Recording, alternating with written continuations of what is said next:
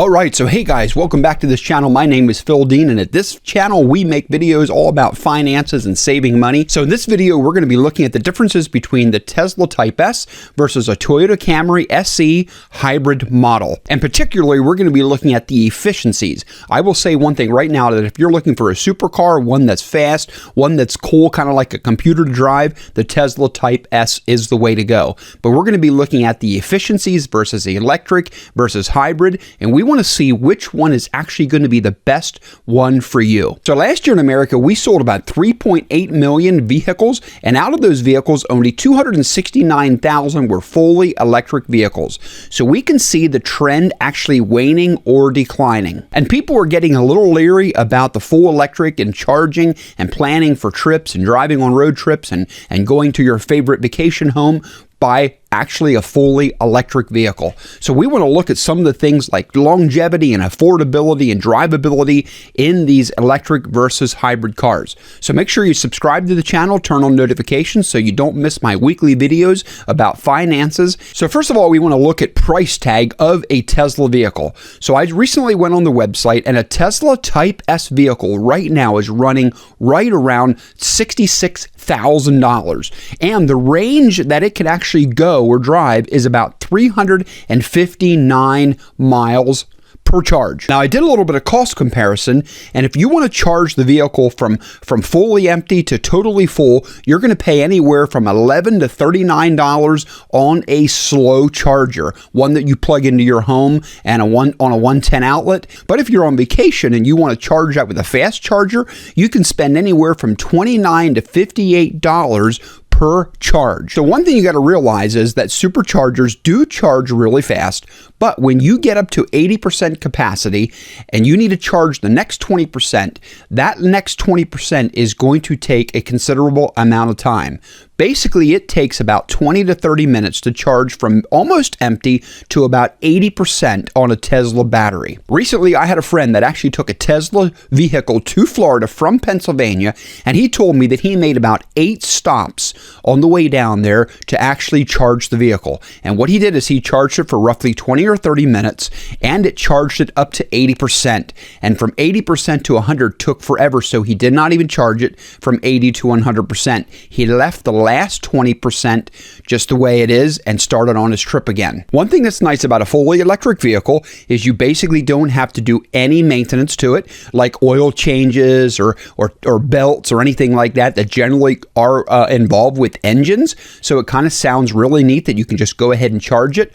But one thing you got to realize is that the batteries do not last forever. So on Tesla's website, they guarantee that batteries last roughly around 8 years or 150,000 miles, but you have to realize that the cost to replace the battery is right around $13,000 to $20,000 with the cost of the battery and the time for the technician to do the work. So what happens is when a car gets older, gets 8-10 years on it, and it gets to that 130,000 miles, you got to realize that the resale value is probably going to be very low because of the cost of probably replacing a new battery. So let's just compare that to the Toyota Camry. The Toyota Camry, right out of the box, the SE model, comes with a price tag of around $32,000. But the hybrid version gets anywhere from 44 to 47 miles per gallon, which is actually about 620 miles per tank of gas. So you got to realize that the price tag is half the amount, all but half the amount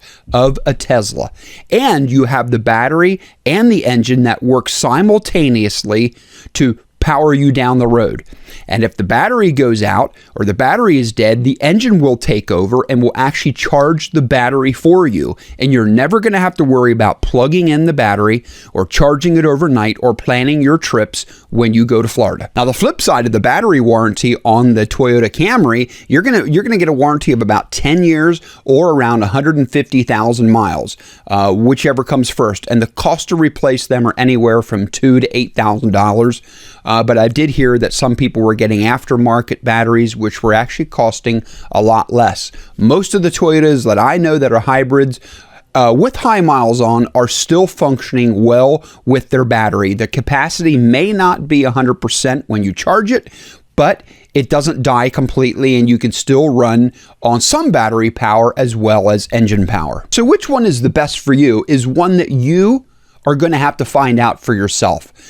With talking to some of my clients, I am told that basically a Tesla car is great if you're going to do a lot of city driving, or you're going to be going to work in the morning and coming home in the evening and being able to charge it up and things like that, because of wintertime when the heater's on and the lights are on because it's dark. You got to realize that that can drain a battery fairly quickly.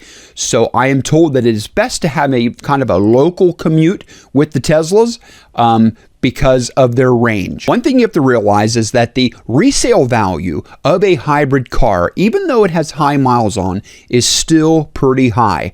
It is hard to find a good late model vehicle under $20,000 or $30,000 when it is a hybrid. I remember passing a Tesla electric car on the freeway the other day, and it was going about 60 miles per hour, and the traffic was flowing at about 80 miles per hour.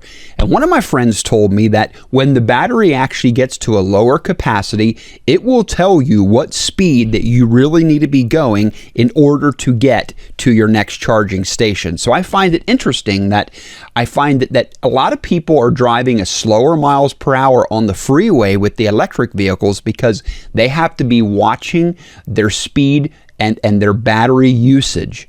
Well, I don't know about you, but I don't like to plan my life around battery usage. I like to get in a car, I like to go, and I like to fuel it up. Personally, I like a hybrid because I don't have to plan anything. I don't have to worry about charging stations, and I can just get in and go. But the choice is going to be up to you. Do your research and find out which one is going to do the best for your situation. So when it comes to saving money, I tell people, don't buy something that is just the latest and greatest trend and fashionable product. Buy a vehicle that's going to be in your budget, one that you can afford, and one that can have a great resale value. It's not all about getting your gratification now. We in America, we live in an instant gratification society. We want what we want when we want it. But when that really affects your finances, it can be a bad thing. So I would really encourage you to do delayed gratification. Maybe you can save up money before you buy the next car, instead of putting it on payments that you can't afford or really tax your income. Because in this channel, we are here to save you money and help you make the best decision by giving you the information to make the best choice that fits your needs. Hey, if you like this video, make sure you subscribe to my channel so you don't miss my weekly videos on all kinds of topics on finances, and make sure you turn on the notification bell so you don't miss when I upload a video, and we will see you in the next video.